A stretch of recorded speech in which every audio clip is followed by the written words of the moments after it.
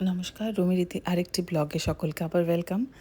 অনেকদিন পর একটা ব্লগ করলাম, কারণ মানসিক অবস্থা সবারই ভালো নেই। এখানে কম বেশি সবাই মানসিকভাবে, কলকাতা কেন সারা বিশ্ব একটা আলোড়ন সৃষ্টি করেছে, যা কঠিন পরিস্থিতির মধ্যে দিয়ে আমরা যাচ্ছি। সেটার জন্যে কে দায়ী বা কারা দায়ী, সব মানুষের একটাই চাহিদা যে শাস্তিটা খুব তাড়াতাড়ি কাম্য। আজকে ব্লগটা খুব সকালবেলায় শুরু করলাম, একদম দেখেই বুঝতে পারছেন খুব বৃষ্টির মধ্যে দিয়ে কলকাতা যাচ্ছে। এই অন অ্যান্ড অফ বৃষ্টি হওয়াটা, জামা কাপড় শোকানো খুব মুশকিল। আজকে ছুটির দিন, বাড়িতে দুটো ছেলে মেয়ে আছে বাড়িতে, এবং আমাদের নিত্যদিনের বাড়ির যা হয় ছুটির দিন হলে একটা বিশাল হেডেক, ওদেরকে কিভাবে এনগেজ করব। নিত্যদিনই মোটামুটি আমার ছাদ থেকে বর্ষার রূপটা দেখাবার চেষ্টা করি। মনে হয় মেঘগুলো যেন একদম ঘরের মধ্যেই ঢুকে পড়ে, তো এবং প্রচণ্ড পরিমাণ হাওয়া দেয়। আরও গান গাইতে বসে আমার মেয়ে, সকালবেলা ছুটির দিন, আর তখন আমার ছেলে গানটা গাইতে দেয় না, যথারীতি ওকে ডিস্টার্ব করে।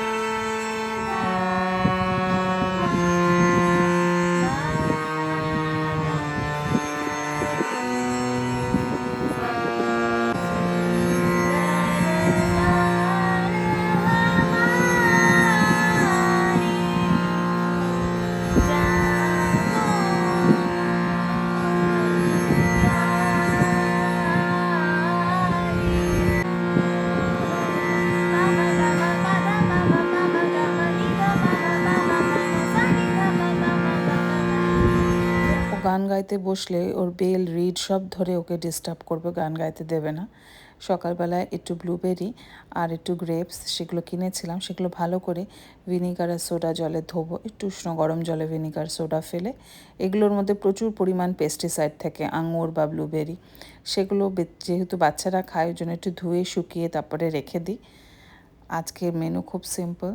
আজকে যেহেতু ছেলেমেয়েরা বাড়িতে আছে, স্কুলের দিনে ভালো করে খাওয়া হয় না, বিশেষ করে লাঞ্চটা, তাই জন্য আজকে একটু বাড়িতে চিকেন রান্না করব, ধনেপাতা চিকেন অনেক দিন পর। তার মধ্যে বৃষ্টির পরিবেশটা আপনাদের একটু দেখায়।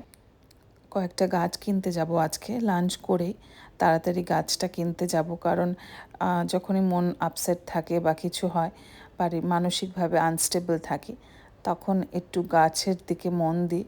অনেক দিন গাছটা কেনাও হয়নি। সবচেয়ে ভালো এই নেচারের সাথে থাকা, তাহলে একটুখানি ডিস্ট্র্যাকশন হয়। কারণ সবসময় যদি মাথায় এসব ঘুরতে থাকে সেটা তো ভালো না। সবসময় খিটখিট করছি, ছেলেমেয়েদের পিছনে ইরিটেটেড হয়ে যাচ্ছি, মাঝে মাঝে পিঠে পড়েও যাচ্ছে ওদের কম বেশি। তো সেই জন্যে এটা রেগুলার লাইফের জন্য একদমই ভালো না। তো মন ভালো করার জন্য আমি একটু এসব করি। গাছ কখনো একটু সেজে নিই, কখনো একটু বাগানের মধ্যে থাকি, কখনো এক চক্কর গাড়ি করে ঘুরে আসি। আর স্পেশালি যেটা করি, প্রচুর পরিমাণে একেনবাবু সিরিজ দেখি আমি। একেনবাবু সিরিজ দেখলে একটু মুডটা ভালো থাকে। আমার ছেলে জেনারেলি এই হিমালয়ের জিনিসপত্র ইউজ করে, আরেকটা যেটা ইউজ করে সেটাফিল আর অ্যাভিনো। তো মোটামুটি এই মশলাগুলো পেস্ট করে নেব। তারপরে ধনেপাতা বাটাটা লাস্টে দেব, একটু রসুন আর কাঁচা লঙ্কার সাথে। এই মশলাটা আগে কষিয়ে নেব, তারপরে চিকেনগুলোর সাথে নেড়ে লাস্টে ধনেপাতার পেস্টটা অল্প করেই দেবো, যতটা ধনেপাতা আছে ততটাই দেব। অনেক দিন পরে ধনেপাতা চিকেনটা খাবো। ছোটোবেলায় মা খুব রান্না করতে ধনেপাতার চিকেন, খুব ছোটোবেলাও বলবো না, মানে ধরুন 9-10 পড়ি সেরকম। তো সেটা হঠাৎ মনে পড়লো একটু ধনেপাতা চিকেন করে খায়।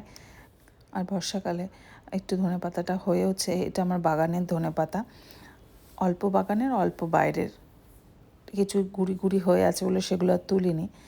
আর সকালবেলা ব্রেকফাস্ট করা হয়নি বলে একটা স্মুদি খাই আমি, সেই স্মুদিটাও আজকে খাইনি। তবে আজকে একটা খাবো ফ্রুট স্মুদি, সেটা হচ্ছে ফ্রুটি, যে ফলটা ফ্রুটি ফলের, আর তার মধ্যে একটু তুলসী পাতা দিয়ে। এটা পেট ঠান্ডা থাকে, শরীরও ঠান্ডা থাকে। এটার মধ্যে একটু তরমুজ থাকলে মিশিয়ে দিই। এই যে 1 গ্লাস ফ্রুটির শরবত খেয়ে নিই, চিয়া সিড আছে ওর মধ্যে অল্প, আর তুলসী পাতা। আর ফ্রুটিটা খুব মিষ্টি ছিল বলে চিনি ফিনি কিছুই দিতে হয়নি। একটু টমেটো সস দিই যখন এইসব ধরনের রান্না করি। মশলা কষে এসছে, এবার ধনেপাতাটা পেস্ট করে নিয়েছি, তার পেস্ট একটা কাঁচা লঙ্কা আর 2টো রসুন দিয়ে আরেকবার ঘুরিয়ে নেব। তাতে ধনেপাতার ফ্লেভারটা খুব বেশি স্ট্রং হয়ে যায়, এলিভেট করে যেটা বলে। তারপরে লাস্টে দিয়ে আরেকবার কষিয়ে ধনেপাতার চিকেন মোটামুটি রেডি। এটা কড়াইয়ে করেছি, ঢাকা দিয়ে দিয়ে করেছি, কারণ আমি একটুখানি ভালো নরম সিদ্ধ মাংস না হলে খুব অসুবিধা হয়, সেটা চিকেনই হোক কি মাটন। মাটন তো প্রেশারে দিতেই লাগে, আমি মাঝে মাঝে চিকেনটাও প্রেশার কুকার ঝোল খেতে ভালোবাসি। চান করে ছেলে একটু বসেছে খেলতে। আজকে একটু বিনস পোরিয়াল রান্না করব। আগেরবার ব্লগে অনেকে বলেছেন বিনস পোরিয়ালটা একটু ভালো করে দেখাবেন। বিনস পোরিয়ালটা বরবটি আর আলু কেটে নিয়েছি ভালো করে, অনেকে পেঁয়াজও দেয়। আগে আলুটাকে না ভেজে তুলে নেব, নাহলে একটা বিনসের গন্ধ ছেড়ে যাবে। তো আলুটা ভালো করে সিদ্ধও হবে না, একটু ভালো করে সিদ্ধ করে ভেজে তুলে নেব। তারপরে কারি পাতা ফোড়ন আর সর্ষে ফোড়ন দিয়ে বিনসটাকে নাড়াচাড়া করব। বিনসটা এখানে একটুখানি সবুজ সবুজ রাখবো, একদম ভেজে শুকনো করে কালো করে দেবো না। তারপরে আলুটা অ্যাড করে নারকেল একটু দিয়ে নাড়াচাড়া করে নামিয়ে নেব।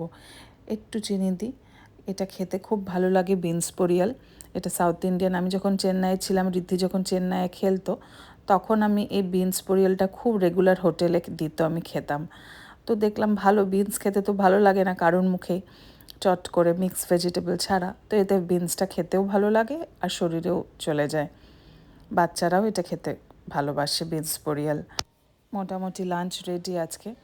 আমাদের ফ্ল্যাটে কাজ হচ্ছে বলে পিছন থেকে ভয়েস ওভার দেওয়া সত্ত্বেও একটা আওয়াজ আসছে, কারণ কনস্ট্রাকশনে কাজ চলছে, রিপেয়ারিংয়ের কাজ।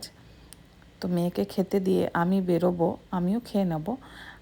আমি বেরোবো আজকে গাছ কিনতে, আপনাদেরকেও সাথে নিয়ে যাব। আমি কলকাতায় মোটামুটি কোথার থেকে গাছ কিনি, আর অন্য কোনো যদি জায়গা ভালো জানা থাকেন তাহলে আমাকে জানাবেন, আমি সেখান থেকে গাছ কিনবো। আর আমার ম্যানিউরিংয়ের জন্য একজন দাদাকে ডেকে নিই আমি, দাদা বলবো না, ভাই, বয়সে অনেক ছোট, সে অনেক দূর থেকে আসে। তাকে ফোন করলে সে এসে আমার ম্যানিউরিংয়ের কাজটা করে দেয়, সেটা আমি অত ভালো পারি না। তো নতুন গাছ সার দেওয়া মিক্স করে রাখি আমি, কখনো কখনো সেগুলোকে ও অ্যাড করে দেয়। বা যখনই ফুলের টবে নতুন গাছ বসায়, আমি চেষ্টা করি মালিদের হাতের টাচ দিয়ে বসাতে। তো মোটামুটি মাসে একবার দুবার ওকে আমি ডেকে নিই। তো আমি এসেছি যোধপুর পার্কে এখন। যোধপুর পার্কে গাছ কিনতে, এখানে একটা সরকারি জায়গা আছে, অনেকেই জানেন হয়তো। এখান থেকে আমি গাছ কিনি, অনেকটা বড় নার্সারি এটা, তার মধ্যে টপ তো বিক্রি হয় সেরামিকের। আরেকটা জায়গার থেকে যেটা গাছ কিনি সেটা এখান থেকে যদি না পাই চলে যায় পাটুলিতে। পাটুলিতে অনেকেই জানেন অনেক সুন্দর সুন্দর গাছ পাওয়া যায় লম্বা। তো আমি এই মধুমালতী যেটা বলে, মধুমালতী বলে কিন্তু আসলে কিন্তু এটার নাম মধুমঞ্জরি, তার একটা গাছ কিনলাম। তারপরে এলাম পাটুলিতে, কারণ আমি একটু হাইড্রেঞ্জিয়া খুঁজছি, এখন হাইড্রেঞ্জিয়া অফ সিজন, তো হাইড্রেঞ্জিয়ার গাছ খুঁজতে পাটুলিতে এসেছি। তো এখানে দেখলাম অনেক মালটা অরেঞ্জের গাছ বিক্রি করছে, বিভিন্ন ধরনের জবা। আমি এই গাছটা নিলাম।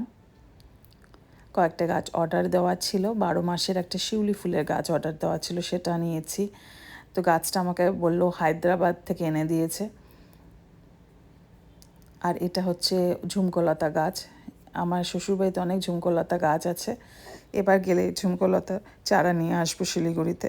নর্থ বেঙ্গলে অনেক ধরনের গাছ পাওয়া যায়, ওদের ওয়েদার কন্ডিশন এত ভালো, তো ওখানে গাছগুলো স্টেও করে। যাই হোক, আজকে ব্লগটা এখানে শেষ করছি। বাড়িতে এসে গাছগুলোকে একটু বসিয়ে দিতে বলেছি দাদাকে ভালো করে। আমার ব্লগগুলো ভালো লাগলে kindly like, share and subscribe করবেন। সবাই খুব ভালো থাকবেন, সাবধানে থাকবেন।